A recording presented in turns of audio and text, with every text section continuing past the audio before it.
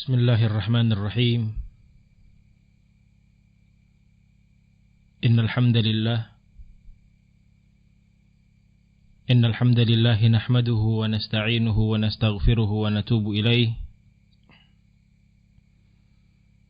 Wa na'udzu billahi min shururi anfusina wa min sayyiati a'malina. May yahdihillahu fala mudilla lahu wa may yudlilhu fala hadiya lahu. Wa ashhadu an la ilaha illallah wahdahu la syarika lah. Wa ashhadu anna Muhammadan abduhu wa rasuluh sallallahu alaihi wa ala alihi wa sahbihi wa sallam. Ya ayyuhalladzina amanu ittaqullaha haqqa tuqatih wa la tamutunna illa wa antum muslimun. Ya ayyuhan nas ittaqu rabbakum alladzi khalaqakum min nafsin wahidah wa khalaqa minha zawjaha wa batha minhuma rijalan katsiran wa nisaa'a wattaqullaha alladzi tasaaluna bihi wal arham innallaha kana 'alaikum raqiba. Ya ayyuhalladzina amanu ittaqullaha wa qulu qawlan sadida yuslih lakum a'malakum wa yaghfir lakum dhunubakum wa may yuti'illaha wa rasulahu faqad faza fawzan 'azima. Amma ba'du fa inna asdaqal hadithi kalamullahi 'azza wa jalla wa khairal huda huda Muhammadin sallallahu alaihi wa ala alihi wa sahbihi wa sallam. Wa syarral umuri muhdatsatuha fa inna kulla muhdatsatin bid'ah wa kulla bid'atin dalalah wa kulla dalalatin fin nari thumma amma ba'd. Fa ma'asyiral ikhwah ra'ani wa ra'akumullah. Walhamdulillah, pada malam hari ini, malam ke-25 dari bulan Jumadal Akhirah 1442 Hijriah, atau yang bertepatan dengan 6 Februari 2021 Masehi, Allah Subhanahu wa ta'ala memberikan taufiknya kepada kita, inayahnya, pertolongannya, untuk kita bisa bermajelis ilmu dalam rangka mendalami apa yang telah diwariskan oleh baginda kita Nabi Muhammad sallallahu alaihi wa ala alihi wasallam. Karena seperti yang telah kita ketahui bersama, ikhwati fillah ra'akumullah, bahwasanya Ar-Rasul sallallahu alaihi wa ala alihi wasallam tidaklah mewariskan perbendaharaan duniawi untuk kita selaku umat beliau alaihi salatu wassalam. Namun yang diwariskan oleh beliau alaihi salatu wassalam kepada kita adalah ilmu syar'i. Oleh karenanya kita sebagai umat Nabi alaihi salatu wassalam sudah sepantasnya untuk terus bersemangat dalam menggapai wasiat, untuk mengambil bahagian dari wasiat yang ditinggalkan, warisan yang dimiliki oleh baginda besar kita Muhammad sallallahu alaihi wa ala alihi wasallam. Ikhwati fillah ra'akumullah. Tema kita pada malam hari ini biidznillah taala adalah terkait dengan jannatud dunya,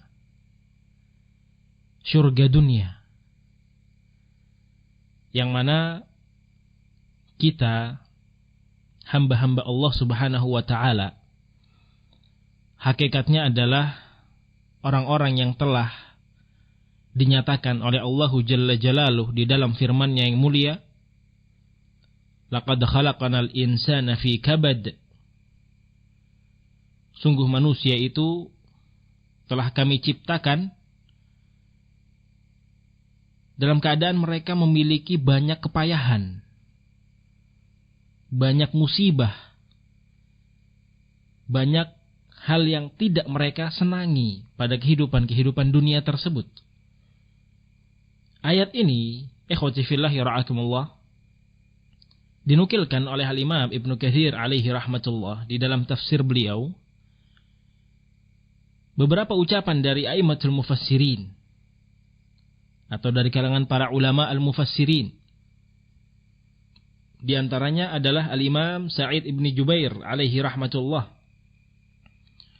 Yang mana Imam Sa'id ibn Jubair alaihi rahmatullah mengatakan, laqad khalaqanal insana fi kabad, ay fi syiddatin wa talabi ma'isyatin.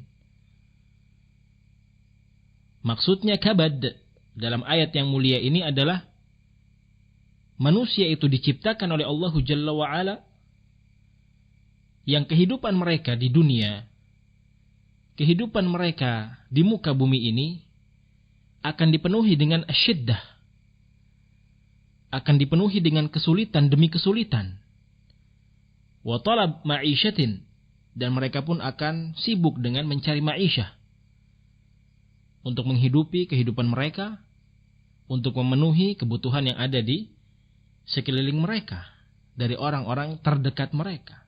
Itu sudah menjadi sunnatullah, sudah menjadi ketetapan dasar kenapa Allah Jalla wa'ala menciptakan kita di muka bumi ini. Begitu pula Al-Imam Qatadah alaihi rahmatullah juga menjelaskan bahwa tafsir dari ayat yang mulia ini, laqad khalaqanal insana fi kabad, ay fi masyaqqatin. Seorang manusia itu hidup di muka bumi Allah akan mengalami sekian banyak kesulitan demi kesulitan. Masyakilul hayah, problematika kehidupan. Bahkan Al-Imam Ahmad alaihi rahmatullah pernah ditanya oleh salah seorang murid beliau, "Ya Imam, mata yajidul abdu ta'mar rahah?" Wahai Imam Ahmad alaihi rahmatullah, kapan kira-kira seorang hamba itu bisa merasakan kenyamanan di dalam hidupnya? Karena murid Al-Imam Ahmad alaihi rahmatullah terdidik sebagai seorang talabul ilmi, sebagai seorang penuntut ilmu yang jauh dari gemerlap dunia, yang jauh dari kehidupan foya-foya, membuang-buang waktu dan yang semisalnya. Sebagaimana ilmu yang telah kita ketahui tidak akan bisa kita dapatkan dengan rahatul jasad, jasmani kita yang bersantai-santai, yang hanya mungkin ingin tidur-tiduran, berbaring, dan yang seterusnya. Tiba-tiba kita menjadi seorang alim. Tidak demikian pendidikan Al-Imam Ahmad alaihi rahmatullah kepada para murid beliau. Maka masyaqqatul hayah dirasakan oleh murid-murid Al-Imam Ahmad alaihi rahmatullah. Begitu pula masyaqqatut talab. Sudah mereka merasakan hidup yang sempit. Kok rasanya tidak ada kebahagiaan demi kebahagiaan, kok rasanya sempit terus, kok rasanya ujian demi ujian datang silih berganti. Ditambah lagi dengan masyaqqatut talab. Ketika bertolabul ilmi, ketika menuntut ilmu, capek, bosan, letih, dan yang lainnya. Maka keluarlah pertanyaan ini dari sosok sang murid. Ya Imam, mata yajidul abdu ta'mar rahah? Kapan seorang hamba Allah subhanahu wa ta'ala itu bisa mendapati kenyamanan di dalam hidupnya? Apa kata Imam Ahmad alaihi rahmatullah? Inda awwali qadamin yada'uha fil jannah. Kata Imam Ahmad alaihi rahmatullah, ar-rahah, kenyamanan hidup yang bisa dia rasakan itu ketika langkah kaki pertamanya telah menginjak surga Allah subhanahu wa ta'ala. Langkah kaki pertamanya masuk ke dalam surga Allah Jalla Jalaluh. Baru seorang hamba bisa dinyatakan sebagai seorang yang benar-benar memiliki ar-rahah fi hayatihi, memiliki kenyamanan pada kehidupan dia. Artinya apa? Artinya selama di dunia akan datang ujian demi ujian. Bahkan hadis yang sahih yang diriwayatkan oleh Imam Ahmad alaihi rahmatullah, demikian pula Imam Ibnu Majah, dan hadis ini disahihkan oleh Imam Al-Albani alaihim rahmatullah alal jami', dari sahabat yang mulia Muawiyah bin Abi Sufyan radhiyallahu taala anhu wa ardhah. Kata Nabi alaihi salatu wassalam, lam yabqa minad dunya illa bala'un wa fitnatun. Sungguh tidak ada yang tersisa pada kehidupan dunia ini melainkan ujian demi ujian dan fitnah demi fitnah. Ini hadis yang diucapkan oleh beliau alaihi salatu wassalam.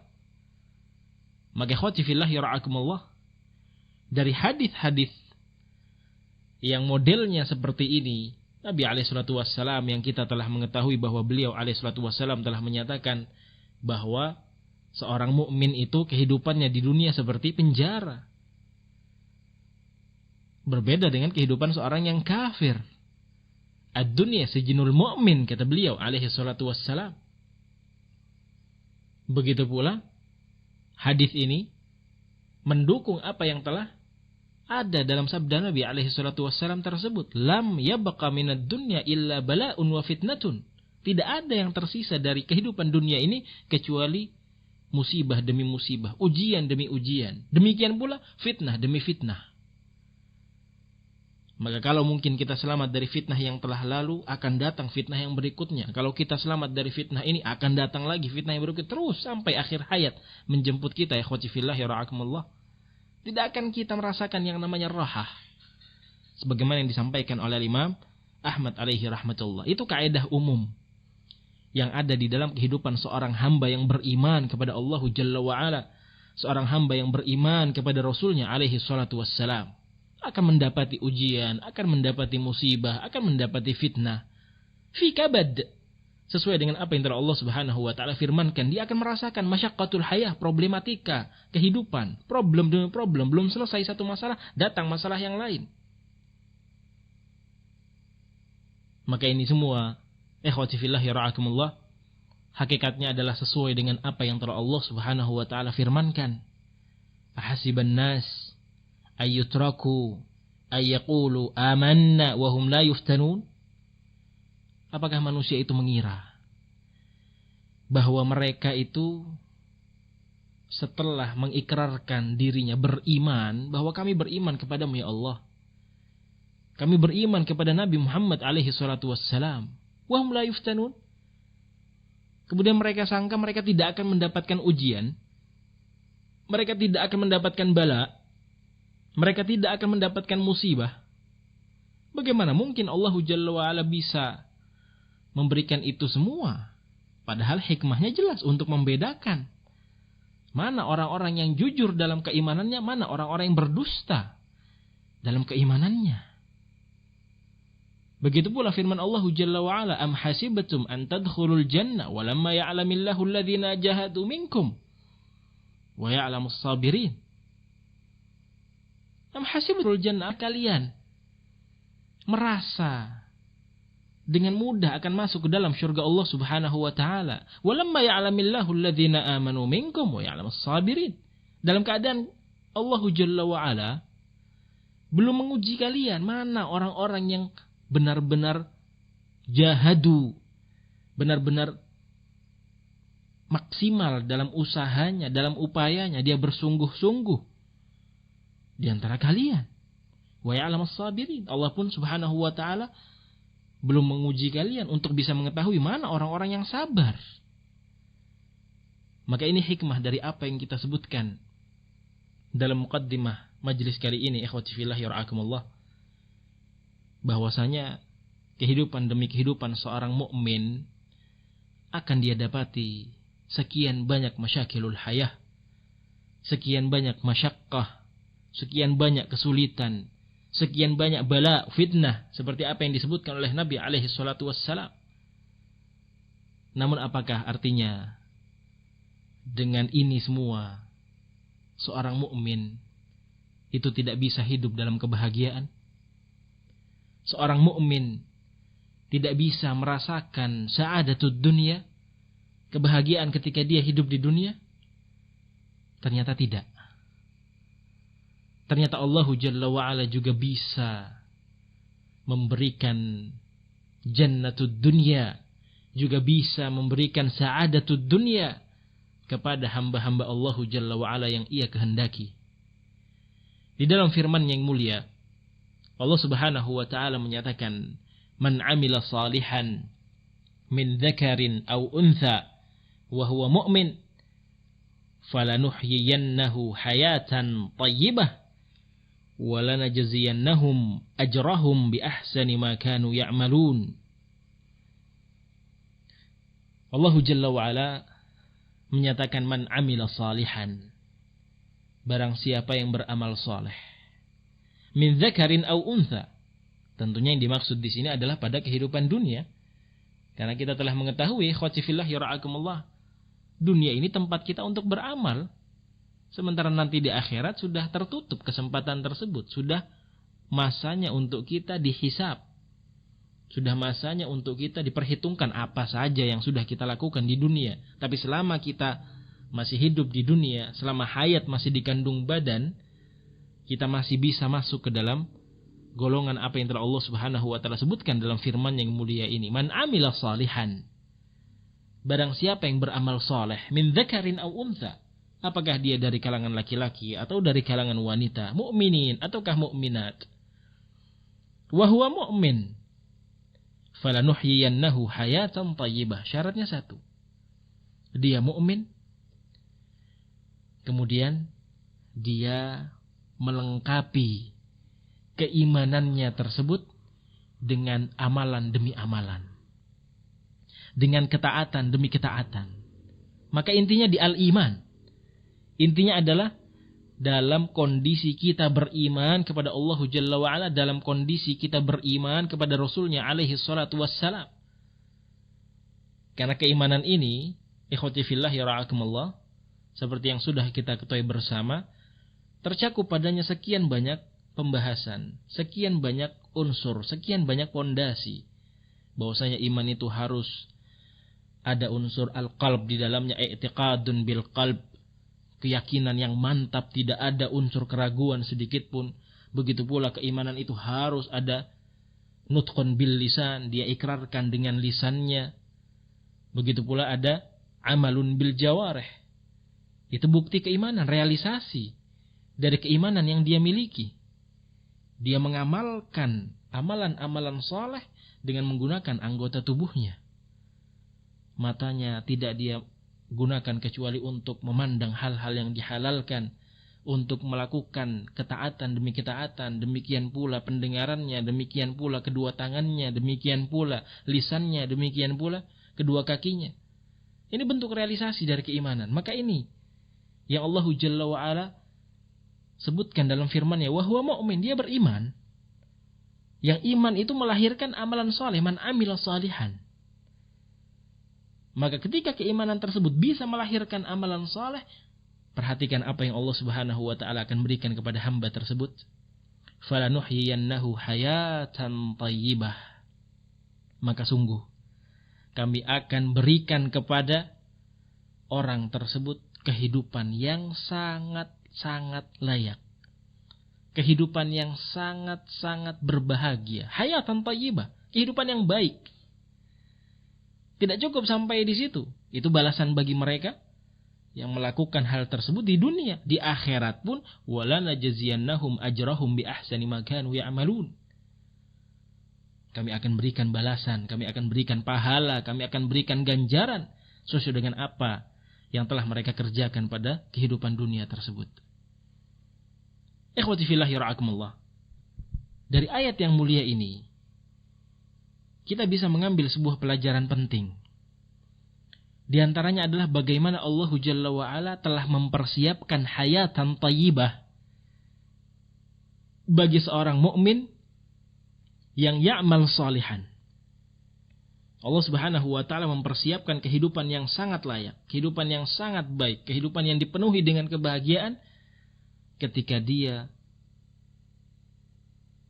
memiliki keimanan, yang keimanan tersebut melahirkan amalan-amalan soleh. Apakah ada keimanan yang tidak melahirkan amalan soleh? Jelas ada, bahkan banyak. Kita lihat saudara-saudara kita kaum mukminin, berapa banyak mereka yang melakukan na'udzubillah min dzalik, aksi perjudian, minum khamar, berzina, pencurian, makan uang riba, memutus tali silaturahim. Itu semua mukminin. Mereka semua adalah kaum mukminin, mereka semua adalah orang-orang yang beriman, tapi keimanan mereka tidak melahirkan amalan soleh. Ini iskalnya, ini permasalahannya. Tapi ketika ada seorang mukmin yang ternyata keimanannya itu bisa menggiring dia untuk menundukkan hawa nafsunya, bisa menggiring dia untuk terus melakukan amalan-amalan ketaatan, amalan-amalan soleh, maka janji Allah Jalla wa'ala, dia akan diberikan kehidupan yang sangat layak. Imamul Mufassirin Abdullah bin Abbas radhiyallahu ta'ala anhuma menjelaskan makna dari ayat ini, hayatan thayyibah ay ar-rizq al-halal. Maksud dari hayatan thayyibah, kata sahabat yang mulia Ibnu Abbas radhiyallahu ta'ala anhuma, Imamul Mufassirin, ar-rizqul halal.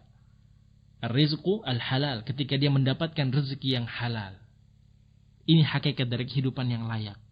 Tentu, karena sesuatu yang haram, na'udzubillahi min dzalik, akan membawa kegelapan pada kehidupan kita, akan membawa sesuatu yang tidak akan menjadi berkah sedikit pun pada kehidupan kita dan keluarga kita, demikian pula.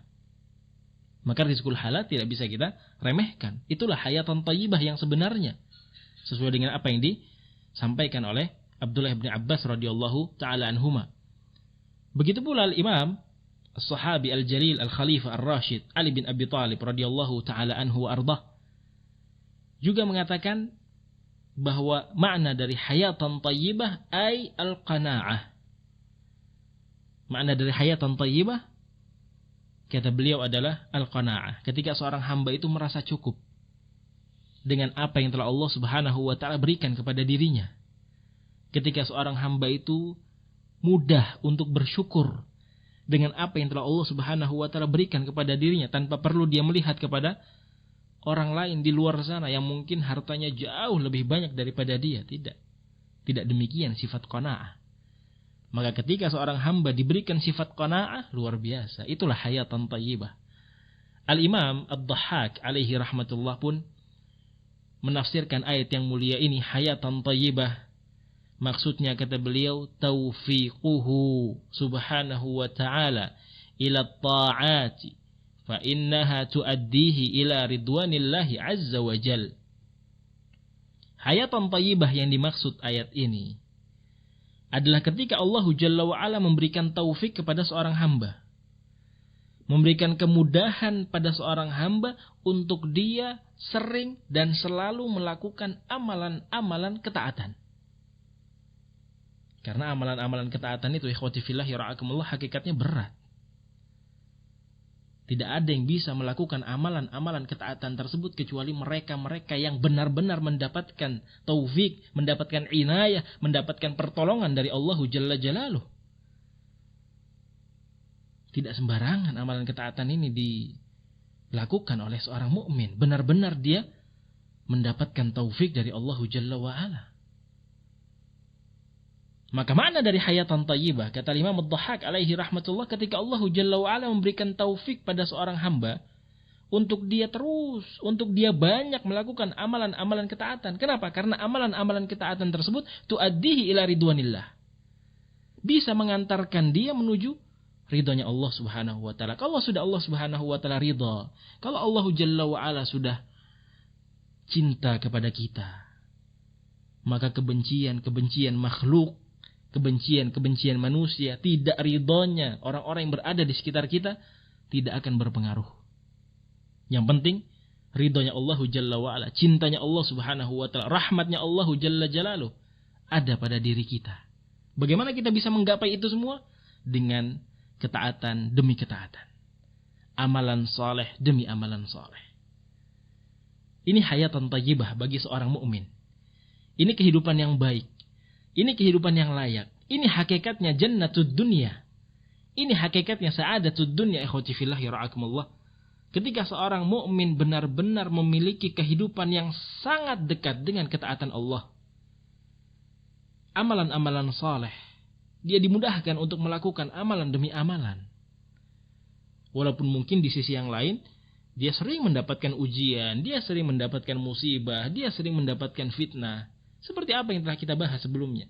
Tapi selama dia menjadi seorang mukmin yang ya'malu salihan, menjadi seorang mukmin yang melahirkan amalan-amalan saleh, ketaatan demi ketaatan, maka biidznillah, dengan izin Allah Jalla wa'ala, hayatan thayyibah pasti akan dia dapatkan. Al-Imam Syekhul Islam Ibn Taimiyah alaihi rahmatullah pernah berucap. Beliau mengatakan, inna fid dunya jannatun man lam yadkhulha lam yadkhul jannatal akhirah. Qalu wa ma hi? Qala innaha jannatul iman. Kata Syekhul Islam Ibn Taimiyah alaihi rahmatullah, inna fid dunya jannatun. Sesungguhnya pada kehidupan dunia ini ada sebuah syurga. Ini ucapan Syekhul Islam Ibn Taimiyah yang kita tahu bagaimana mumpuninya ilmu beliau alaihi rahmatullah. Syekhul Islam Ibn Taimiyah alaihi rahmatullah dalam ucapan ini, ikhwati fillah yara'akumullah, bukan berarti beliau dalam tanda kutip membantah apa yang telah Allah Subhanahu wa taala sebutkan. Laqad khalaqnal insana fi kabad. Bukan berarti dalam tanda kutip beliau membantah apa yang disebutkan oleh Nabi alaihi salatu wassalam. Bahwasanya Nabi alaihi salatu wassalam menyatakan, lam yabqa minad dunya illa bala'un wa fitnatun. Tidak ada yang tersisa dari dunia ini kecuali bala dan fitnah, musibah dan fitnah demi fitnah. Konteksnya bukan seperti itu. Bukan beliau ingin membantah, bukan beliau ingin meniadakan, menafikan apa yang disebutkan oleh Allah Jalla wa'ala, apa yang disebutkan oleh nabinya alaihi salatu wassalam. Tidak. Beliau dalam rangka menyadarkan seorang mukmin, menyadarkan kita semua bahwa kehidupan itu bisa berbahagia. Kehidupan kita sebagai seorang mukmin di dunia itu sangat-sangat bisa berbahagia dan sangat-sangat bisa kita menjadi seorang yang merasakan syurga dunia. Bukan tidak mungkin. Yang mana syurga dunia ini telah dirasakan oleh Nabi sallallahu alaihi wasallam. Syurga dunia ini telah dirasakan oleh para ashab Rasulullah alaihi salatu wassalam radhiyallahu anhum ajma'in. Syurga dunia ini telah dirasakan oleh generasi tabi'in, telah dirasakan oleh atba'at tabi'in, generasi-generasi yang telah direkomendasi oleh Nabi alaihi salatu wassalam. Rekomendasi Nabi alaihi salatu wassalam dalam permasalahan ini. Maka ikhwati fillah yara'akumullah, hal ini menunjukkan kepada kita bahwa apa yang menjadi angan-angan, apa yang menjadi impian seorang mukmin untuk dia bisa benar-benar merasakan syurga dunia, itu bukan satu hal yang mustahil. Itu bukan satu hal yang tidak mungkin. Bahkan ayat yang telah kita sebutkan tadi, hayatan thayyibah, benar-benar ada pada diri seorang mukmin. Maka di sini Al-Imam Syekhul Islam Ibn Taimiyah alaihi rahmatullah menyebutkan, inna fid dunya jannatun man lam yadkhulha lam yadkhul jannatal akhirah. Sesungguhnya di dunia ini ada syurga. Sesungguhnya di dunia ini ada syurga dunia. Man lam yadkhulha, barang siapa yang belum memasuki syurga dunia tersebut, lam yadkhul jannatal akhirah. Maka dia belum masuk, belum bisa mendapatkan surga akhirat. Belum bisa mendapatkan surga akhirat. Jadi seakan-akan Syekhul Islam Ibn Taimiyah alaihi rahmatullah ingin menyatakan bahwasanya tahapan seseorang ketika dia hidup di dunia, dia merasakan surga dunia terlebih dahulu sebelum dia masuk kepada tahapan yang berikutnya, masuk ke dalam surga akhirat. Man lam yadkhulha, lam yadkhul jannatal akhirah. Kalau seorang belum masuk kepada surga dunia, dia belum merasakan surga dunia, dia belum merasakan kebahagiaan dunia, dia nggak akan bisa merasakan kebahagiaan di akhirat. Dia nggak akan bisa merasakan jannatul akhirah. Qalu wa mahi. Maka ditanya Syekhul Islam alaihi rahmatullah, apa surga dunia tersebut wahai Syekhul Islam? Maka beliau menjawab, innaha jannatul iman. Sesungguhnya surga dunia itu adalah keimanan seorang mukmin.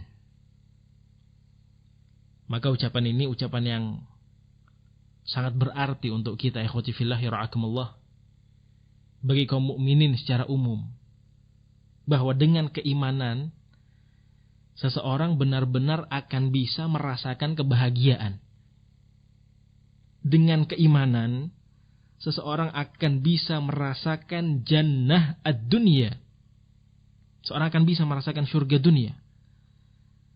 Bahkan Al-Imam Ibnul Qayyim alaihi rahmatullah menyebutkan ketika beliau menjelaskan tentang perkara-perkara yang akan didapatkan oleh ahlul ma'asi, orang-orang yang suka untuk melakukan perbuatan kemaksiatan, na'udzubillah min dzalik, orang-orang yang senantiasa tunduk kepada hawa nafsunya, ajakan hawa nafsunya. Beliau mengatakan di dalam karya beliau Ad-Da' wad-Dawa' Al-Jawabul Kafi liman sa'ala 'anid dawa'i syafi, wa la tahsab anna qawlahu ta'ala innal abrara lafi na'im wa innal fujjara lafi jahim yaslawnaha yawmaddin maqsurun ala na'imil akhirah wa jahimiha faqat. Janganlah engkau mengira bahwa apa yang telah Allah Subhanahu wa taala firmankan, innal abrara lafi na'im wa innal fujjara lafi jahim, sesungguhnya orang-orang al-abrar, orang-orang baik, orang-orang yang sering melakukan amalan-amalan saleh, mereka akan mendapatkan kenikmatan demi kenikmatan. Begitu pula sebaliknya al-fujjar, orang-orang yang sering melakukan dosa, para pendosa, para pelaku dosa besar dan yang seterusnya. Lafi jahim, mereka adalah orang-orang yang akan mendapatkan neraka jahanam. La tahsab, janganlah kamu kira, kata Syekhul Islam Ibnul Qayyim alaihi rahmatullah, atau al-Imam Al-Humam Ibnul Qayyim alaihi rahmatullah, murid dari Syekhul Islam Ibn Taimiyah. Jangan kamu kira bahwasanya firman Allah Jalla wa Ala tersebut maqsurun ala na'imil akhirah wa jahimiha faqat. Jangan kamu kira bahwasanya firman Allah Subhanahu wa taala tersebut hanya sesuai, hanya bisa dipraktekkan, hanya bisa diarahkan pada kehidupan akhirat. Bahwasanya al-abrar akan bisa merasakan al-jannah, akan bisa masuk ke dalam al-jannah, akan bisa masuk ke dalam surga Allah Subhanahu wa taala di akhirat kelak. Sebaliknya al-fujjar, para pendosa, akan masuk ke dalam an-nar, akan masuk ke dalam al-jahim. Jangan kamu kira hanya sebatas itu, bahwa ayat ini hanya sesuai dengan orang-orang yang akan mendapatkan surga dan akan mendapatkan neraka di akhirat kelak. Tidak demikian. Apa kata beliau? Bal fi durihim ats-tsalatsah hum kadzalik. A'ni dar ad-dunya wa dar al-barzakh wa dar al-qarar. Bahkan ayat yang mulia ini, firman Allah Subhanahu wa taala ini, memberikan kepada kita faedah bahwasanya al-abrar akan merasakan kenikmatan-kenikmatan di 3 tahapan kehidupan dia. Begitu pula al-fujjar.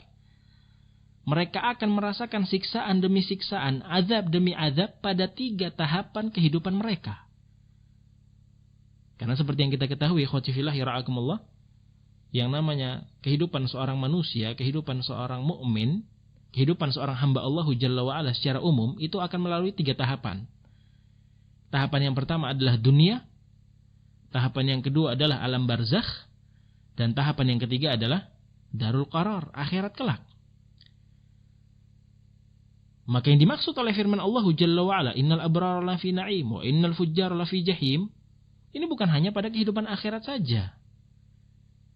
Al-abrar pun akan merasakan kenikmatan-kenikmatan pada kehidupan dunia mereka. Al-abrar akan merasakan kenikmatan demi kenikmatan, kebahagiaan demi kebahagiaan pada kehidupan alam barzakh mereka. Demikian pula yang menjadi puncak kenikmatan mereka adalah ketika mereka kelak akan dimasukkan ke dalam syurga Allah Subhanahu wa ta'ala. Berbeda dengan apa yang difahami oleh sebahagian orang. Mungkin ketika sebahagian orang melihat ayat ini, apa yang ada di dalam surah Al-Infitar, ayat yang ke-13, ayat yang ke-12 dan ke-13, atau ayat yang ke-13 dan yang ke-14, seakan-akan seorang itu akan melihat bahwasanya kehidupan al-abrar nanti di akhirat baru dia merasakan kebahagiaan. Di dunia, al-abrar, orang-orang yang baik, tidak akan merasakan kebahagiaan. Ini keliru. Ini salah. Al-Imam Ibnul Qayyim alaihi rahmatullah menyebutkan, fi durihimus thalathah, pada 3 tahapan kehidupan mereka, 3-tiganya mereka akan merasakan kenikmatan demi kenikmatan. Sebaliknya al-fujjar bukan hanya di akhirat kelak mereka akan mendapatkan siksa, mendapatkan azab. Al-fujjar di dunia pun akan mendapatkan azab. Terlebih di alam barzakh, na'udzubillah min dzalik, mereka akan mendapatkan azab. Lebih-lebih lagi, puncak azab dan puncak sisaan mereka adalah ketika di darul qarar, ketika mereka ada di akhirat, ketika ada di hadapan Allah Jalla wa'ala.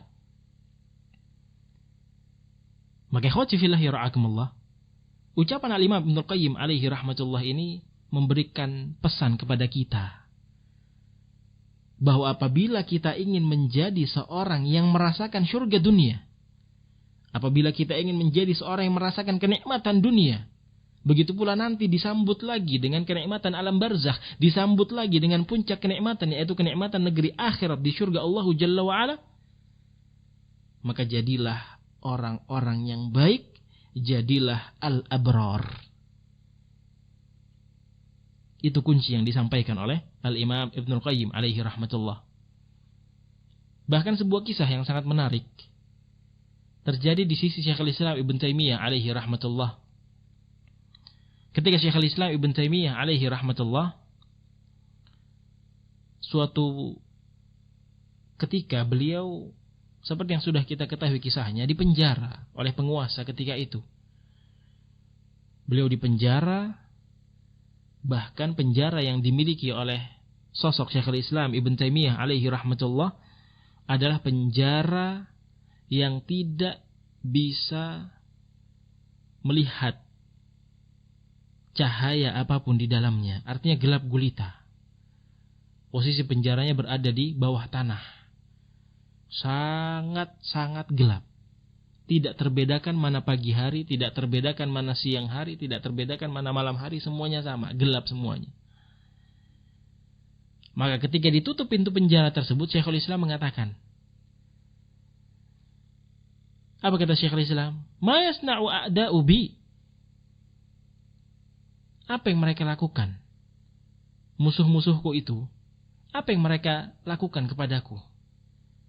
Apa yang mereka inginkan? Apakah mereka menginginkan untuk menjadi seorang yang benar-benar menyiksa aku? Benar-benar menyempitkan keadaanku? Apakah demikian yang mereka inginkan? Maka dilanjutkan oleh Syekhul Islam Ibn Taimiyah alaihi rahmatullah, ana jannati wa bustani fi sadri. Ketahuilah bahwasanya surgaku itu, kebahagiaanku itu ada di dalam dadaku, ada di dalam sanubariku. Anna ruhtu fahiya ma'i la tufariquni. Kemanapun aku pergi, kebahagiaan tersebut, surga tersebut akan senantiasa bersamaku. Dia tidak akan menjauh dariku. Inna habsi khalwatun. Ketika mereka menginginkan untuk aku ditahan, hakikatnya itu bukan sebuah siksaan.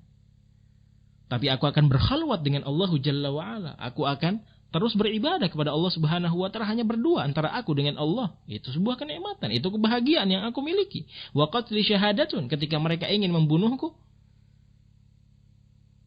maka artinya mereka telah mengantarkan aku kepada pintu syuhada. Wa ikhraji min baladi siyahah. Dan ketika mereka ingin mengasingkan aku, mengeluarkan aku dari tempat kelahiranku ini, hakikatnya itu adalah sebuah hiburan untukku. Apapun yang dilakukan oleh musuh-musuh Syekhul Islam Ibn Taimiyah, memenjarakan beliau, mengasingkan beliau, bahkan membunuh beliau, itu tidak bisa menjadikan kehidupan beliau sempit.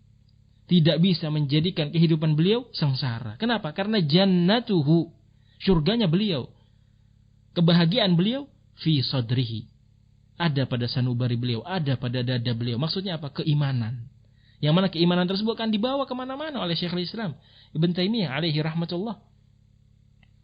Yang menunjukkan kepada kita apa? Ikhwati fillah yara'akumullah, bahwasanya seorang akan bisa merasakan jannatud dunia, seorang akan bisa mendapatkan kebahagiaan dunia ketika benar-benar dia menjadi al-abrar, seperti ayat yang telah kita nukilkan dengan penjelasan Al-Imam Ibnul Qayyim alaihi rahmatullah. Begitu pula ketika seorang hamba benar-benar memperbaiki kualitas keimanan yang dia miliki kepada Allah Jalla wa'ala.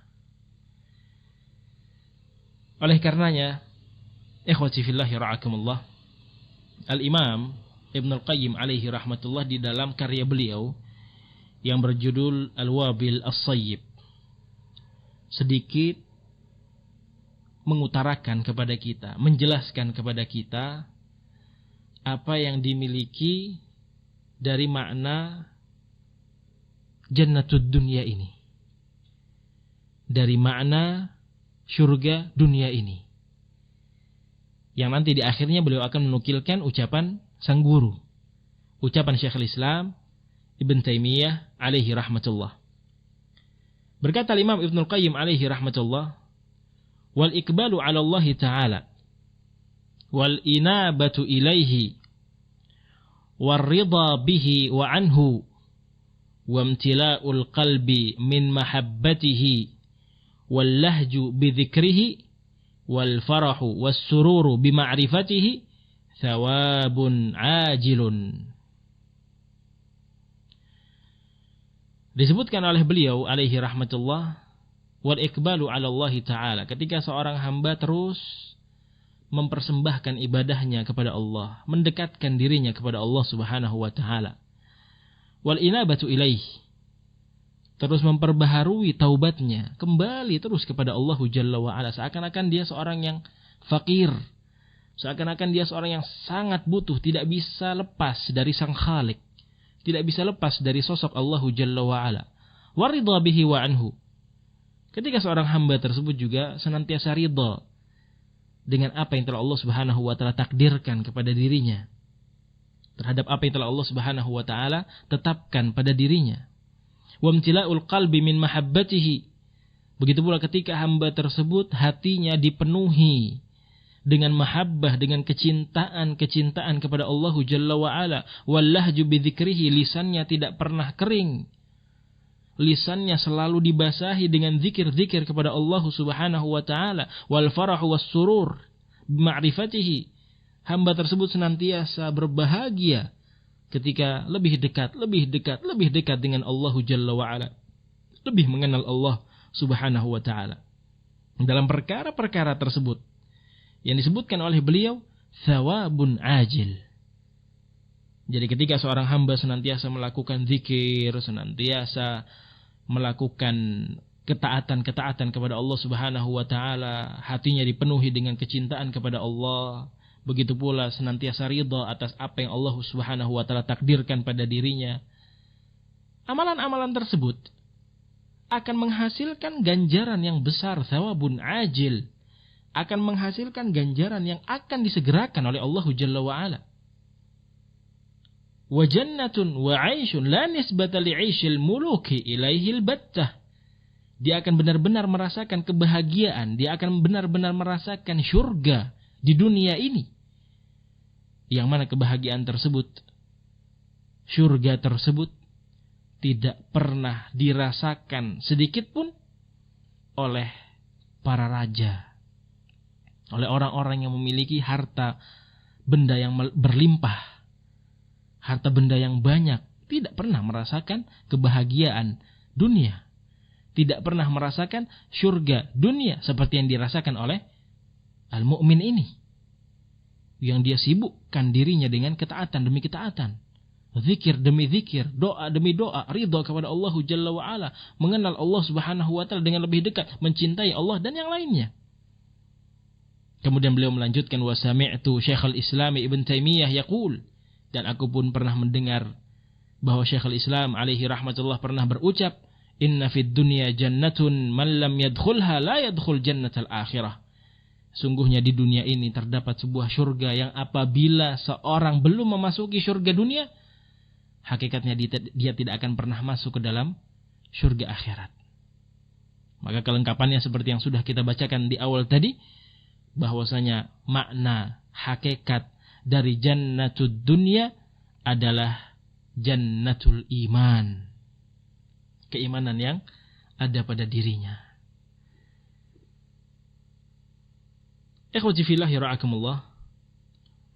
Di sini menunjukkan kepada kita bahwa kebahagiaan seorang mukmin itu tidak menjadi sebuah hal yang mustahil, tidak bertentangan dengan apa yang telah Allah Subhanahu wa taala sebutkan. Sama sekali. Bahwa Allah Jalla wa ala mengatakan dunia ini penuh dengan kabad, dengan masyaqqah, dengan kesulitan. Begitu pula Nabi SAW seperti yang kita isyaratkan tadi. Tidak bertentangan. Begitu pula ketika Nabi SAW mengatakan ad-dunya sijnul mu'min. Bukan berarti kehidupan seorang mukmin itu tidak bisa berbahagia. Tidak, sebaliknya. Semakin tinggi keimanan yang dimiliki oleh seorang mukmin, semakin tinggi dia memperbaiki kualitas-kualitas keimanannya, maka semakin bisa pula hamba tersebut menjadi seorang yang merasakan syurga dunia sebelum syurga akhirat. Ikhwati fillahi ra'akumullah. Al-Imam Sufyan Ats-Tsauri alaihi rahmatullah pernah mengucapkan, ma baqiya li min na'imid dunya illa thalath. Kata beliau, tidak ada yang tersisa pada kenikmatan dunia ini melainkan 3 hal. Pada diriku, kata Imam Sufyan Ats-Tsauri alaihi rahmatullah, tidak ada yang tersisa dari kenikmatan-kenikmatan dunia ini melainkan 3 hal. Yang pertama kata beliau, akhun thiqatun fillahi aktasibu min suhbatihi khairan. Ketika aku memiliki seorang saudara yang thiqatun fillah, yang saudaraku ini percaya kepada Allah Subhanahu wa taala, dia beriman dengan kualitas keimanan yang baik kepada Allah Jalla wa ala. Aktasibu min suhbatihi khairan. Yang mana ketika aku bersahabat dengannya, ketika aku dekat dengannya, aku harapkan kebaikan-kebaikan orang tersebut bisa sampai kepadaku. In ra'ani za'ighan qawwamani aw mustaqiman raghhabani. Ketika saudaraku tersebut melihat, sahabatku tersebut melihat aku dalam keadaan tersesat, aku dalam keadaan terjerumus pada sebuah kemaksiatan, aku melakukan dosa, qawwamani, dia menyadarkan aku, dia menasihati aku. au mustaqiman, atau mungkin dia dalam keadaan melihat aku istiqamah, melihat aku dalam keadaan selalu melakukan amalan-amalan saleh, raghabani, dia terus memberikan motivasi, terus menyemangati aku, jangan sampai putus dari jalur istiqamah. Ini kenikmatan yang pertama, kata Imam Sufyan Ats-Tsauri, yang ada pada kehidupan dunia beliau. Saudara yang senantiasa memberikan nasihat. Nanti insyaallah ta'ala di akhir majelis kita akan menyebutkan bagaimana Nabi SAW pun menjelaskan bahwa teman duduk terbaik yang dimiliki oleh seorang muslim, yang dimiliki oleh seorang mukmin, yang dimiliki oleh seorang hamba Allah Jalla wa'ala adalah ketika temannya tersebut, sahabatnya tersebut, saudaranya tersebut bisa mengingatkan dia dengan negeri akhirat. InsyaAllah akan kita bawakan hadisnya. Ini yang pertama, kenikmatan dunia yang ada pada kehidupan seorang Imam Sufyan Ats-Tsauri alaihi rahmatullah. Yang kedua kata beliau, warizqun wasi'un halalun laysat lillahi alayya fihi tabi'ah wala li makhluqin alayya fihi minnah. Kenikmatan kedua yang ada pada kehidupan duniaku adalah ketika Allah Jalla wa'ala memberikan rezeki yang luas, membuka pintu rezekiku dalam keadaan rezeki tersebut adalah rezeki yang halal, harta benda yang halal yang Allah Jalla wa'ala berikan kepadaku. Laisat lillahi alayya fihi tabi'ah, yang mana dengannya Allah Subhanahu wa ta'ala tidak mengazab aku, tidak menyiksa aku dengan banyaknya harta tersebut. Wala li makhluqin alayya fihi minnah. Demikian pula harta tersebut bukan berasal dari satu dua orang makhluk, satu dua orang manusia yang mana mereka suka mengungkit-ungkit kebaikannya. Oh, si fulan itu banyak duitnya, wah karena saya yang membantu, karena saya memberikan dia modal, karena saya, terus minnah, al-mannan. Ini kenikmatan yang kedua. Ketika beliau memiliki rezeki yang halal, tidak ada manusia yang menjadikan sebab itu untuk diungkit-ungkit lagi. Begitu pula rezeki tersebut tidak menjadikan beliau mendapatkan azab, mendapatkan siksaan dari Allah Subhanahu wa ta'ala. Adapun kenikmatan yang ketiga, kata Imam Sufyan Ats-Tsauri alaihi rahmatullah, wa salatun fi jama'atin ukaffi sahwaha wa urziq ajraha. Ketika aku selalu diberikan kemudahan untuk melakukan salat berjamaah dan aku tidak lalai dalam melakukannya, serta aku diberikan karunia bahwa amalan salatku tersebut makbulah, amalan salatku tersebut diterima oleh Allah Jalla wa'ala. Aku tidak lalai dalam melakukan rukun-rukunnya, kewajiban-kewajibannya, salat dengan khusyuk. Karena kita mengetahui bahwa orang yang salat saja tidak cukup. Allah Subhanahu wa ta'ala telah berfirman, fawailul lil musallin, akan celaka orang-orang yang mengerjakan salat. Maka beliau menyampaikan kenikmatan yang ketiga, ketika Allah memudahkan aku untuk terus melakukan salat berjamaah dalam keadaan aku tidak lalai, aku terus khusyuk dalam melakukan salat tersebut, dan aku diberikan karunia bahwa salat tersebut menjadi salat yang makbulah, diterima di sisi Allah Subhanahu wa ta'ala. Ini berarti surga dunia yang dimiliki oleh Al-Imam Sufyan Ats-Tsauri alaihi rahmatullah. Teman yang baik, yang senantiasa menasehati, rezeki yang melimpah, yang tidak mendapatkan azab ataupun berasal dari manusia yang mengungkit-ungkit kebaikannya. Begitu pula salat berjamaah yang beliau berdoa senantiasa mendapatkan taufik dari Allah Jalla wa'ala untuk bisa mengerjakannya dengan khusyuk dan diterima amalan salat tersebut. Ikhwati fillahi ra'akumullah.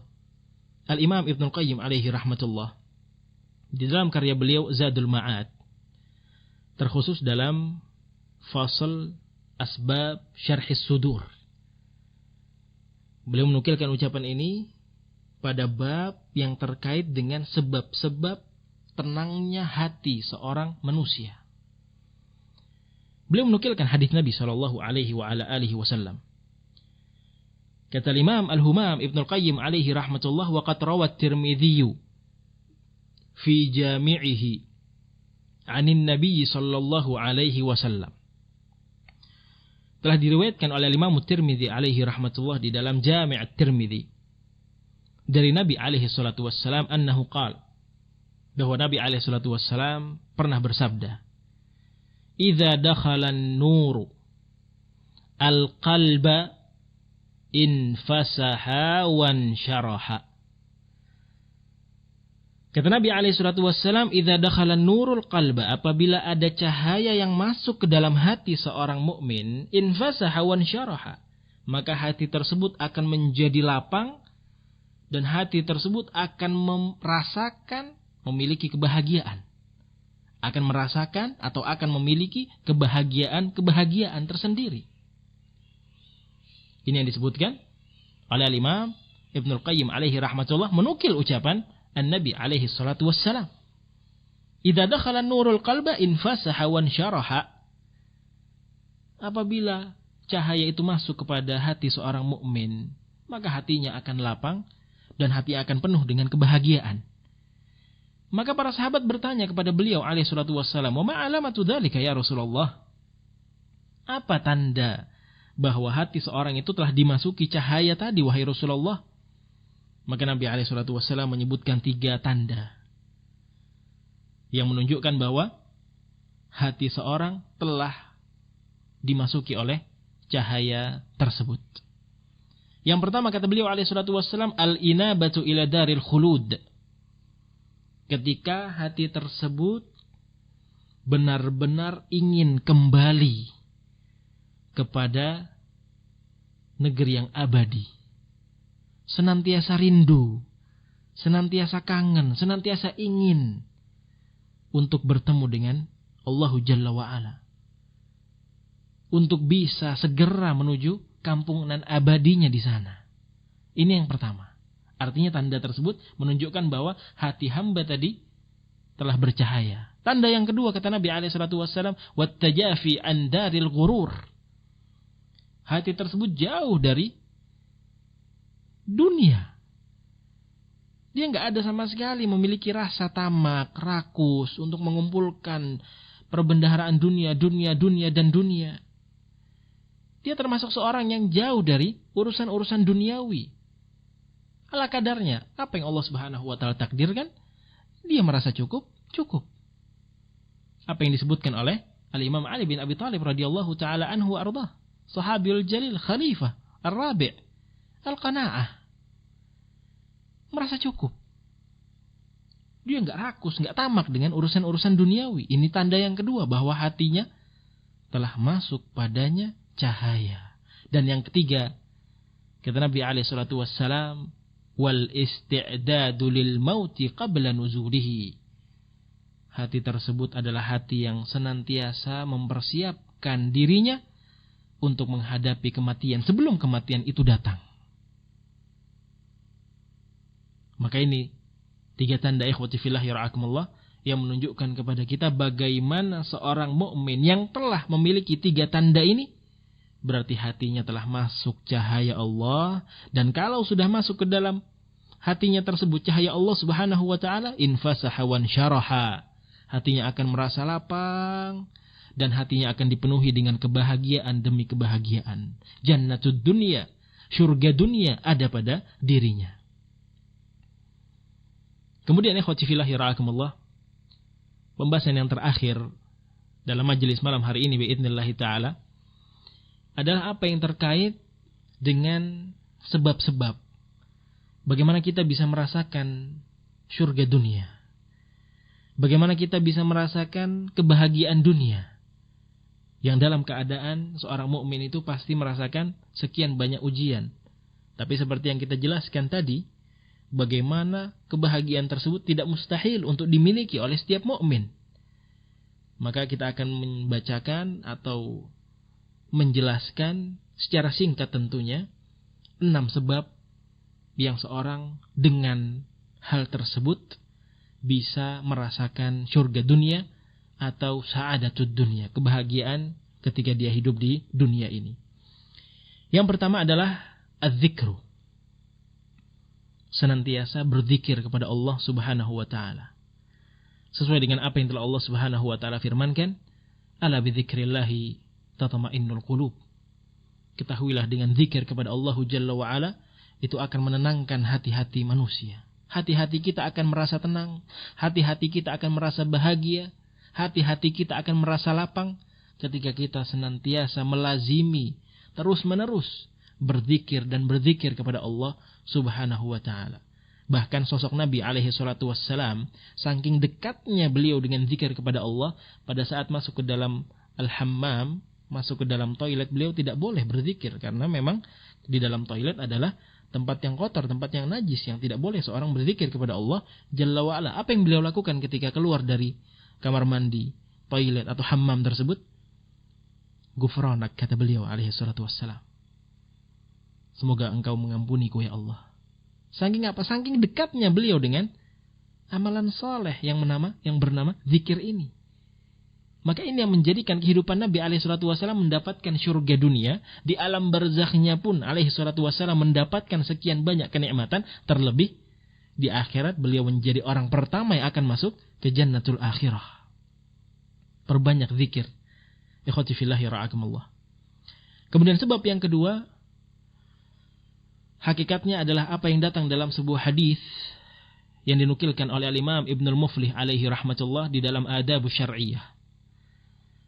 Hadis yang mauquf yang datang dari sahabat yang mulia Abdullah bin Mas'ud radhiyallahu taala anhu wa ardah. Yang mana Abdullah bin Mas'ud radhiyallahu taala anhu ardah pernah berucap thalathun man kunna fihi mala Allahu qalbahu imanan. Ada 3 perkara. Ini menjadi sebab yang kedua, ketiga, dan keempat. Ada 3 perkara, kata Abdullah bin Mas'ud radhiyallahu taala anhu wa ardah, yang dengan 3 perkara ini hati seorang mukmin akan dipenuhi cahaya keimanan oleh Allah Subhanahu wa taala. Kalau sudah cahaya keimanan itu penuh di dalam hati seorang mukmin, maka otomatis jannatud dunya, surga dunia akan bisa dia rasakan seperti apa yang dirasakan oleh Syekhul Islam Ibn Taimiyah alaihi rahmatullah. Innaha jannatul iman. Kata Syekhul Islam Ibn Taimiyah alaihi rahmatullah, surga dunia hakikatnya adalah ketika dia merasakan keimanan. Maka keimanan yang maksimal, keimanan yang penuh akan kita dapatkan dengan 3 perkara yang disebutkan oleh Abdullah bin Mas'ud radhiyallahu taala anhu wa ardhain. Yang pertama, suhbatul faqih. Ketika kita berteman dengan seorang faqih, seorang yang berilmu. Kenapa demikian? Datang dalam sebuah hadis yang sahih yang dinukilkan oleh Al-Imam Abd ibn Humaid di dalam musnadnya.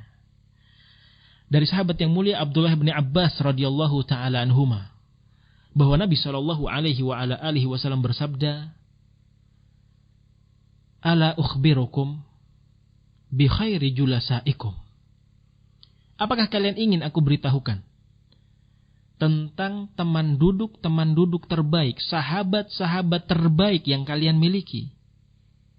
Maka para sahabat tentu semangat dengan apa yang akan disampaikan oleh Nabi sallallahu alaihi wa ala alihi wasallam ini. Maka Nabi alaihi salatu wasallam menjelaskan siapa itu khairul julasa, siapa itu sahabat-sahabat terbaik yang kita miliki. Kata beliau alaihi salatu wassalam, man dzakkarakumullah ru'yatahu wa zadakum fi ilmikum mantiquhu wa dzakkarakum fil akhirati amaluhu.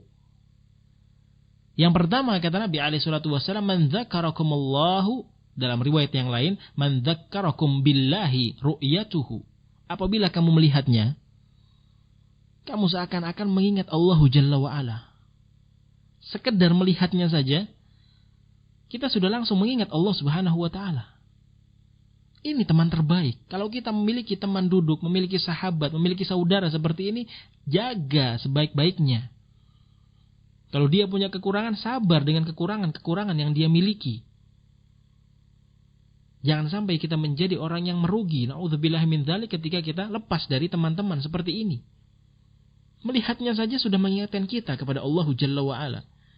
Yang kedua kata Nabi alaihi salatu wassalam, wa zadakum fi ilmikum mantiquhu. Ketika kamu mendengarkan ucapannya, itu bertambah faedah ilmiah, bertambah ilmu yang kamu miliki. Ini jenis teman kedua yang terbaik. Dan yang ketiga kata beliau alaihi salatu wassalam, wa dzakkarakum fil akhirati amaluhu. Ketika kita melihat amalannya, kita mengingat negeri akhirat. Kita mengingat negeri akhirat karena melihat amalan-amalan si fulan, teman kita yang baik tadi. Begitu pula dalam hadis yang lain, hadis yang diriwayatkan oleh Imam Ibnu Majah alaihi rahmatullah dari sahabat Abdullah bin Abbas radhiyallahu taala anhuma, bahwa Nabi sallallahu alaihi wasallam pernah bersabda, faqihun wahidun asyaddu ala syaitani min alfi abidin. Satu orang faqih yang kita jadikan teman itu sebenarnya cukup. Kenapa? Karena satu orang faqih itu lebih ditakuti oleh syaitan daripada 1000 orang ahli ibadah.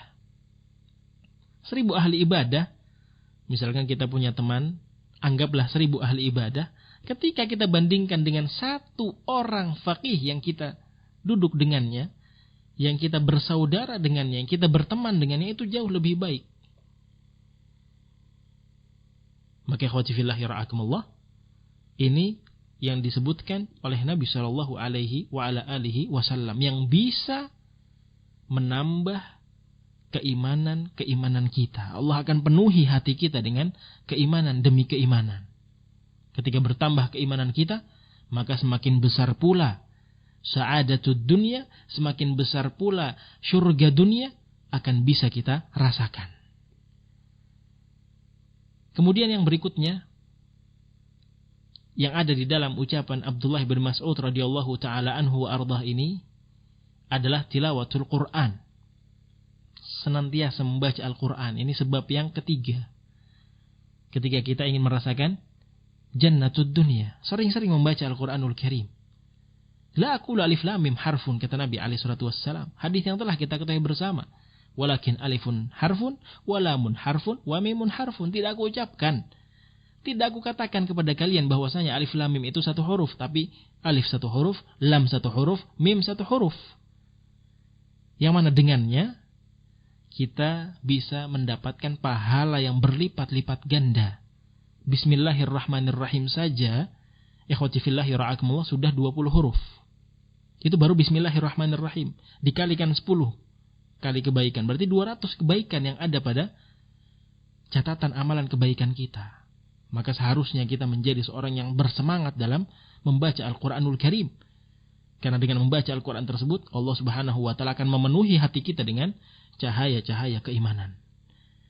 Kemudian yang berikutnya, kata Ibnu Mas'ud radhiyallahu ta'ala anhu arda was-siyam, beribadah puasa.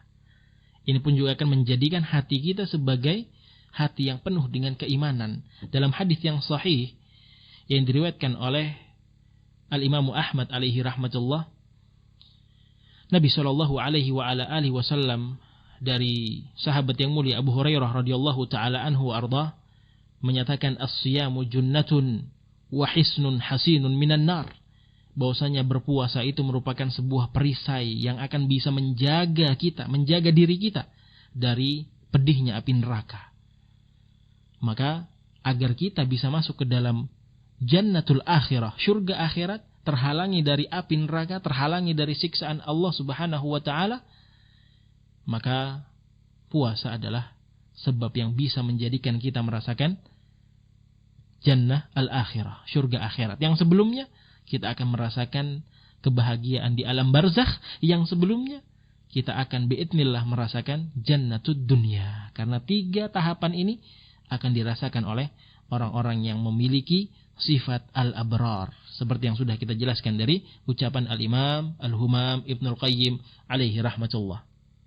Kemudian sebab yang kelima, ikhwati fillahi ra'akumullah, adalah an-nadharu ila ma huwa asfalu minna.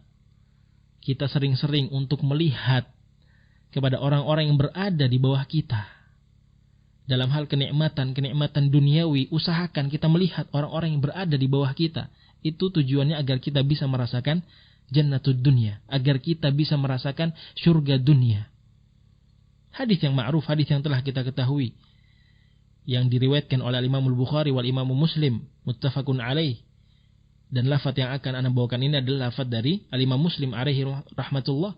Kata Nabi alaihi salatu wassalam, "Unzuru ila man huwa asfala minkum, wala tanzuru ila man huwa fawqakum, fahuwa ajdaru alla tazdaru ni'matallahi alaikum." Lihatlah oleh kalian orang-orang yang jauh berada di bawah kalian, dan jangan kalian melihat orang-orang yang berada di atas kalian. Karena cara yang demikian itu sangat bisa menjadikan kalian orang-orang yang sadar bahwa nikmat Allah yang diberikan kepada kalian itu sangat-sangat banyak. Sekali lagi, ikhwati fillah yara'akumullah, dalam urusan-urusan duniawi, kenikmatan-kenikmatan duniawi, lihatlah kepada orang-orang yang berada di bawah kita. Kita hanya memiliki sepeda motor, lihat orang yang hanya memiliki sepeda biasa. Kita hanya memiliki sepeda biasa, lihat hanya orang yang berjalan kaki kemana-mana. Kita hanya mampu berjalan kaki, lihat orang-orang yang mungkin tidak diberikan kaki oleh Allah Jalla wa'ala, diberikan kelumpuhan. Kalau ternyata kita diberikan kelumpuhan, lihat lagi yang ke bawah. Banyak di sana orang yang berbaring tidak bisa berjalan. Terus demikian, lihat ke arah bawah agar kita bisa merasakan kenikmatan Allah Subhanahu wa taala kepada kita itu sangatlah besar.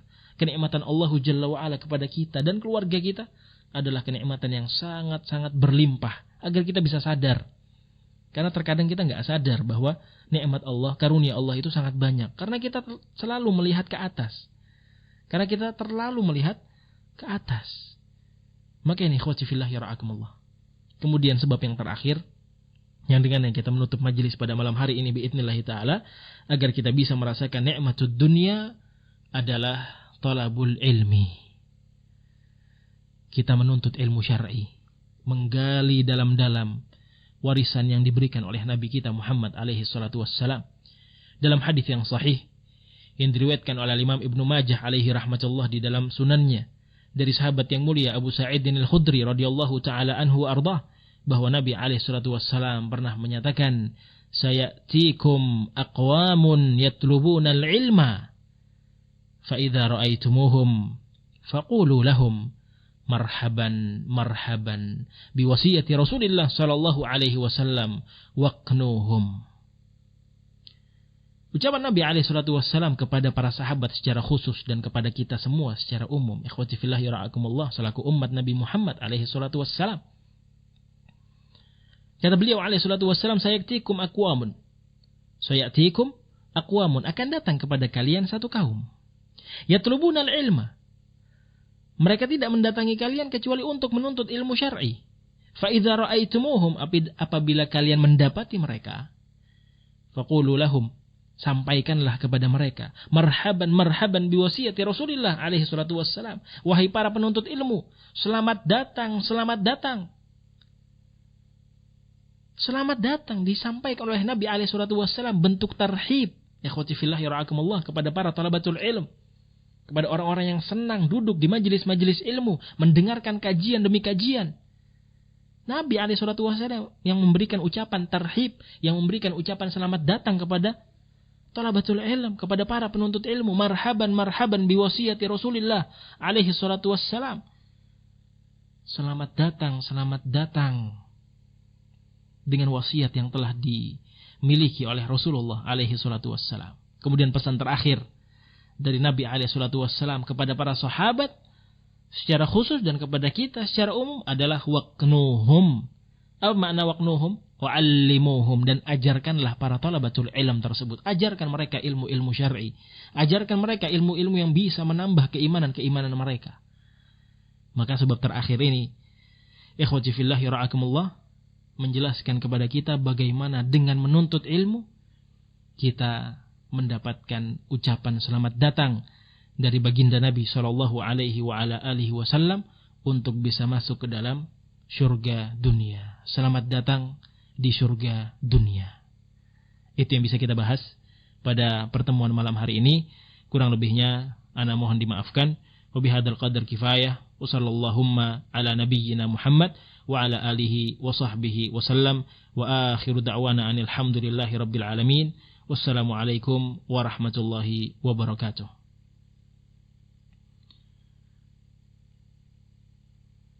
Ana ingin menyampaikan beberapa pertanyaan yang masuk dari Ustaz Abu Nabil. Ada 3 pertanyaan hakikatnya yang dikirimkan oleh Ustaz Abu Nabil kepada ana. Tapi wallahu alam, melihat waktu yang mungkin sudah cukup lama, ana tidak paham apakah masih bisa untuk membahas 3 pertanyaan ini atau mungkin beberapa saja. Wallahu taala alamu bishawab.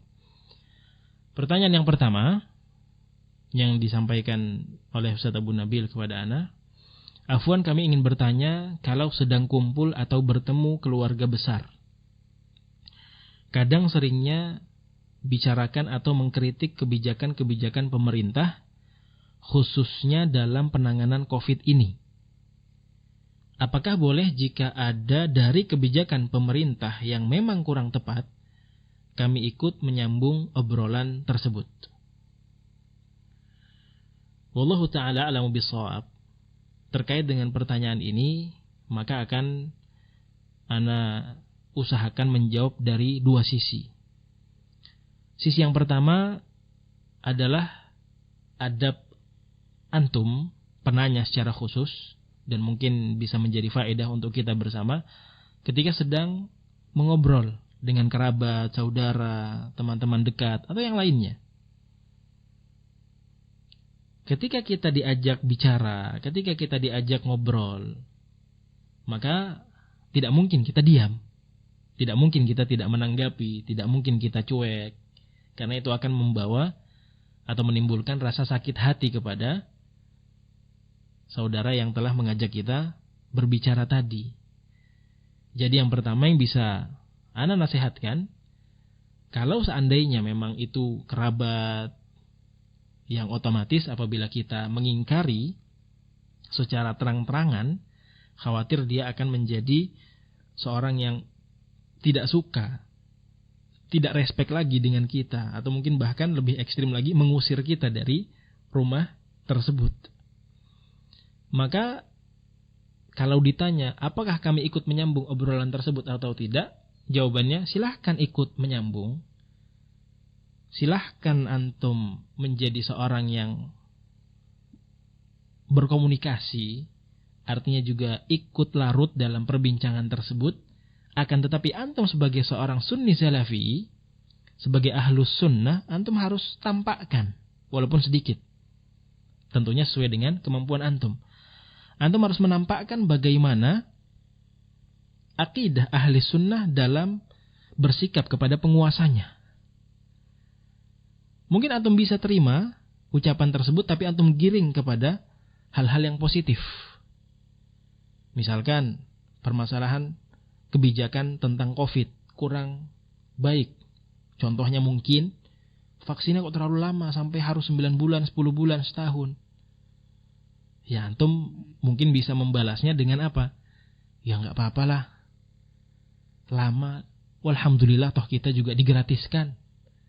Negara-negara lain coba lihat, bisa sampai 2 tahun, bisa sampai 3 tahun, ya alhamdulillah. Jadi antum giring terus ke arah-arah yang positif. Bukan mengiyakan, oh iya benar itu pemerintah kita memang kurang beres dan yang lainnya. Oh, jangan demikian. Kalau demikian apa faedahnya ketika antum sudah berakidah dengan akidah salafiyah? Tetap antum jawab, tetap antum ikut nimbrung dalam perbincangan tersebut, tapi antum berusaha untuk menunjukkan kesalafihan antum, menunjukkan akidah kita dalam bersikap kepada pemerintah. Ini sisi yang pertama. Adapun sisi yang kedua, nasihat kepada anak pribadi dan kepada ikhwas salafiyin secara umum. Bagaimana kita itu seharusnya bersikap kepada pemerintah sesuai dengan apa yang telah kita pelajari selama ini dari para asatidzah kita, hafizahumullah wa ra'ahum. Bagaimana mereka sering mengingatkan kita bahwa pemerintah itu memiliki hak-hak yang harus benar-benar kita jaga. Di antara hak mereka apa? Kita harus menjaga bagaimana kebijakannya. Bagaimana seakan-akan apa yang dijadikan oleh pemerintah itu, seakan-akan ini kita mendengar dari ayah kandung kita. Bahkan mungkin lebih besar lagi kemuliaan penguasa, karena penguasa ini bukan hanya mengurusi 1-2 orang anak, 10-20 orang anak, ya satu negara diurusi oleh penguasa. Tapi kita harus memiliki sikap seperti itu. Seakan-akan kita mendengar arahan dari penguasa, kebijakan dari penguasa. apapun keputusan dari mereka. Seakan-akan kita mendengarkan dari ayah kandung kita. Otomatis kalau ayah kandung kita mengajak bicara kita, mengarahkan kita akan patuh, kita akan tunduk. Demikian pula seharusnya ketika kita bersikap dengan pemerintah atau penguasa. Maka ikhwati fillahi ra'akumullah, kebijakan yang ada di sisi penguasa, kalaupun salah, anggaplah itu adalah kebijakan yang salah. Kita tidak boleh dengan dasar itu mencaci maki mereka. Tidak boleh kita dengan dasar itu menjadikan, na'udzubillahi min dzalik, pemerintah itu sebagai bahan tuduhan. Kita jadikan sebagai bahan fitnah. Kita jadikan sebagai bahan obrolan. Kita pojokkan kebijakannya ini terus. Ini bukan sikap seorang sunni salafi. Bukan sikap seorang ahlus sunnah. Seorang ahlus sunnah harusnya bisa menjaga wibawa pemerintahnya. Kalaupun salah, kita sabar. Karena di antara hak yang dimiliki oleh waliul amr adalah kita sabar dengan keputusan-keputusan yang diambil oleh mereka. Ana yang mengingatkan dengan hadis Nabi sallallahu alaihi wasallam ketika Rasul alaihi salatu wasallam menyatakan, man asbaha minkum aminan fi sirbihi mu'afan fi jasadihi indahu qutu yaumihi faka'annama hizat lahu dunya bihadzafiriha. Kata beliau alaihi salatu wasallam, man asbaha minkum, barang siapa di antara kalian yang mendapati pagi harinya aminan fi sirbihi ay fi manzilihi, dalam keadaan dia merasa aman di rumahnya. Nggak ada yang dia takuti, tenang hatinya. Mu'afan fi jasadihi, ditambah lagi dalam keadaan sehat wal afiat. Indahu qutu yaumihi, dia punya sarapan, dia punya makan siang, dia punya makan malam untuk hari itu. Tenang dia, nggak mikirkan apa-apa. 3 keadaan ini, aman, tentram. Kemudian yang kedua dia sehat wal afiat jasmaninya. Yang ketiga dia punya apa yang harus untuk dia konsumsi pada hari itu, kebutuhan makanannya pada hari itu. Nggak usah ngomong sebulan, nggak usah ngomong setahun, pada hari itu dia punya makanannya sudah. Dia punya apa yang akan dia konsumsi. Faka'annama hizat lahud dunya bihadzafiriha, seakan-akan dia sudah diberikan dunia dan seisinya oleh Allah Jalla wa'ala. Kenapa? Nikmat besar, apalagi yang pertama, rasa aman. Ini setelah Allah Subhanahu wa ta'ala tentunya. Siapa yang menjamin keamanan? Penguasa kita, pemerintah kita, luar biasa usaha mereka, upaya mereka. Kenapa seakan-akan kita menjadi seperti sifat seorang wanita yang melihat 1, 2 kejelekan pemerintah langsung berkoar-koar, pemerintah zalim, pemerintah tagut. Apa bedanya kita dengan kaum khawarij? Wa'udzubillahi min dzalik. Akhwati fillah yara'akumullah. Kita harus insaf. Sekian banyak pemerintah memiliki kebaikan-kebaikan. Hanya 1, 2 kebijakan yang mungkin dalam pandangan kita keliru, pandangan kita salah. Lantas kita menjadikan bahan caci makian, bahan obrolan. Na'udzubillahi min dzalik. Kemana hadits Nabi sallallahu alaihi wasallam, laisal mu'minu bit-ta'an walal la'an walal fahish walal badhi. Seorang mukmin itu bukan orang yang suka mencela, orang yang suka melaknat, suka melakukan perbuatan-perbuatan tercela, ucapan-ucapannya kotor. Tidak demikian seorang mukmin. Maka ini nasihat secara umum. Jadi kalau ada yang mencela pemerintah, selama kita mampu, ingatkan. Tapi kalau memang keadaannya seperti yang Anda sebutkan di sisi yang pertama tadi, nggak mungkin karena ini mungkin kakek kita, paman kita, lebih kita hormati. Ya sudah, ikuti, nimbrung dalam perbincangannya. Jangan juga dicuekin karena akan menghasilkan mafsadat yang lebih besar, madarat yang lebih besar. Karena akan menjadi fitnah. Wah, ini orang nggak menghargai orang yang lebih tua. Ya, ini gara-gara dia masuk kepada salafi dan yang lainnya. Menjadi fitnah bagi dakwah. Na'udzubillah min dzalik. Kemudian pertanyaan yang kedua dari Ustaz Abu Nabil yang disampaikan ke ana. Apakah benar berita kebenaran dari orang yang tidak kita kenal boleh kita terima? Kalau sedikit dirampingkan bahasanya, apakah benar berita kebenaran dari seorang majhul boleh kita terima? Jawabannya benar, boleh diterima. Banyak sekali dalilnya, tapi dalam kesempatan yang sudah nampaknya terlalu lama ini Anda bicara, mohon dimaafkan. Hadis Abi Hurairah yang kita ketahui bersama, ketika beliau diberikan amanah oleh Nabi Shallallahu Alaihi Wasallam untuk menjaga Baitul Mal. Maka singkat cerita, ketika Abu Hurairah radhiyallahu taala anhu arda menjaga Baitul Mal, datang satu orang fakir. Zahirnya dia adalah seorang yang sangat membutuhkan, muhtaj. Dia mencuri, tapi ini permasalahannya. Dia mencuri apa yang ada di sisi Baitul Mal, yang ketika itu sedang dijaga oleh Abu Hurairah. Maka tertangkaplah dia oleh Abu Hurairah yang sedang mendapatkan amanah dari Nabi SAW. Walaupun butuh, walaupun fakir, istilahnya nggak boleh untuk melakukan keharaman, yaitu aksi pencurian. Ditangkap oleh Abu Hurairah. Dan Abu Hurairah akan mengatakan, kamu nanti saya bawa ke hadapan Nabi SAW. Nabi yang akan memberikan hukum atasmu. Apakah kamu dibebaskan, ataukah kamu dihukum, diberikan iqab dari Nabi SAW, ataukah tidak. Itu saya serahkan kepada Nabi SAW. Tapi seorang yang fakir ini memelas kepada Abu Hurairah, jangan, tolong, saya ini orang yang fakir, saya punya keluarga, belum makan sekian hari, terus memelas. Maka Abu Hurairah radhiyallahu taala anhu ardah merasa iba sebagai seorang manusia, akhirnya dilepas oleh Abu Hurairah. Syahidnya di sini, ikhwati fillah yarhakumullah. Bagaimana sosok Abu Hurairah radhiyallahu taala anhu ardah menerima apa yang dikhabarkan oleh orang tersebut, yang akhirnya kita sendiri tahu bahwa dia adalah syaitan yang menjelma menjadi seorang manusia. Tapi di awal kisah ini, faedah yang disebutkan oleh para ulama, bagaimana sosok Abu Hurairah menerima khabar yang dia bawa. Dan Abu Hurairah mengetahui bahwa khabar tersebut adalah benar. Yang diketahui Abu Hurairah kan dohirnya. Nggak tahu Abu Hurairah ternyata dia adalah syaitan. Tapi pertama, kemudian pertemuan kedua pun demikian, dia memelas lagi. Dia memelas lagi, jangan pertemukan saya dengan Nabi, tolong. Dan yang seterusnya. Artinya apa? Abu Hurairah merasakan bahwa yang dia sampaikan adalah kebenaran. Dan ma'adzalik, bersamaan dengan itu, orang ini majhul, nggak dikenal oleh Abu Hurairah. Tapi apa? Diterima oleh Abu Hurairah. Akhirnya dibebaskan oleh sosok yang mulia Abu Hurairah radhiyallahu taala anhu wa arda. Artinya apa? Sebuah kebenaran datang dari seorang majhul bisa diterima. Dan sangat banyak pembahasan yang disebutkan oleh para ulama. Jangankan dari seorang yang majhul, dari seorang yang kafir saja kebenaran itu bisa diterima. Dari seorang yang kafir kebenaran bisa diterima. Mubtadi', kebenaran juga bisa diterima dari seorang mubtadi'. Bedakan antara qabulul haq dengan talabul haq. Ini yang penting. Mungkin sebagian kita masih belum bisa membedakan. Talabul haq mencari kebenaran. Kita mengkaji, mendatangi majelis demi majelis. Nah, ini nggak boleh kita lakukan kecuali kepada ahlus sunnah salafiyin yang jelas-jelas manhajnya, akidahnya.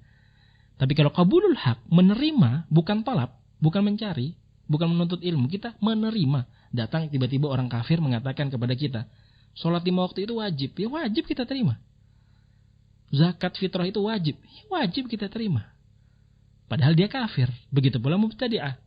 Datang kepada kita mengatakan bahwa sholat 5 waktu itu wajib, ya wajib kita terima. Jangan mentang, kamu mubtadi'ah, enggak, saya enggak terima ilmu kamu. Bukan demikian. Maka bedakan antara qaul haq dengan talabul haq. Kemudian pertanyaan yang terakhir, dalam rangka menunaikan amanah dari Ustadz dan Ustadz Abu Nabil, putra kami tidak memiliki ijazah SMA. Bagaimana caranya agar bisa masuk Universitas Islam Madinah? Caranya, alhamdulillah dimudahkan di negara kita ini dengan urusan mendapatkan ijazah melalui jalur paket. Ada paket A di sana untuk SD, ada paket B di sana untuk ijazah SMP, ada paket C di sana untuk ijazah SMA. Maka manfaatkan kemudahan yang diberikan oleh pemerintah kita itu. Dan yang penting untuk diingatkan adalah bagaimana ketika kita mengurus ijazah tersebut atau mengikuti program pemerintah paket A, B, dan C tersebut, usahakan jangan sampai kita ada memasukkan kemaksiatan-kemaksiatan padanya. Karena kalau sudah ada unsur kemaksiatan-kemaksiatan, khawatir setelah kita mendapatkannya, kita akan menggunakannya untuk melanjutkan sekolah ke Jamiah Islamiyah. Ya mungkin Allah Subhanahu wa taala mudahkan untuk anak kita bisa masuk ke Jamiah Islamiyah, tapi khawatirnya nanti ilmu yang didapatkan adalah ilmu yang tidak bermanfaat. Karena keberkahan ilmu itu sangat dituntut bagi seorang thalabatul ilm. Seorang thalabatul ilm sangat dituntut untuk bisa mendapatkan ilmu yang berkah. Bagaimana sebuah keberkahan apabila diawali dengan sesuatu yang ada unsur-unsur maksiat daripadanya. Maka ikuti jalurnya, prosesnya, tapi hindarkan apa yang terkait dengan permasalahan maksiat. Mungkin ada unsur riswah di sana, sogok menyogok, atau mungkin ada unsur na'udzubillah min dzalik ikhtilat. Usahakan, upayakan. Bisa diomongi baik-baik biidznillah taala selama paket tersebut adalah program resmi dari pemerintah kita. Intinya kepada para aba, kepada para ummahat, ana sampaikan bahwa sesuatu yang kita lihat seakan-akan mustahil, kita membayangkan anak kita bisa bersekolah di Madinah, bisa duduk di hadapan para masyayikh, para ulama sunnah, itu hakikatnya tidaklah mustahil. Sekian banyak kemudahan selama kita selaku orang tua apalagi terus mengetuk pintu Allah Jalla wa'ala dengan doa, permohonan dan yang seterusnya, pasti akan diijabah oleh Allah Subhanahu wa taala. Ud'ullaha wa antum muqinuna bil ijabah, itu kuncinya. Senantiasalah berdoa kepada Allah dalam keadaan kita harus yakin bahwa doa kita akan diterima oleh Allah Subhanahu wa taala. Tidak ada yang mustahil, tidak ada yang tidak mungkin, semuanya akan dimudahkan oleh Allah Subhanahu wa taala apabila kita meminta kemudahan daripadanya Subhanahu wa taala. Mungkin ini yang bisa ana sampaikan dalam sesi tanya jawab kali ini. Kurang lebihnya sekali lagi ana mohon dimaafkan. Bihadzal qadar kifayah. Wassallallahu ala nabiyyina Muhammad wa ala alihi wa sahbihi wa sallam wa akhiru da'wana anil hamdulillahi rabbil alamin. Subhanakallahumma bihamdik asyhadu an la ilaha illa anta astaghfiruka wa atubu ilaik. Wassalamualaikum warahmatullahi wabarakatuh.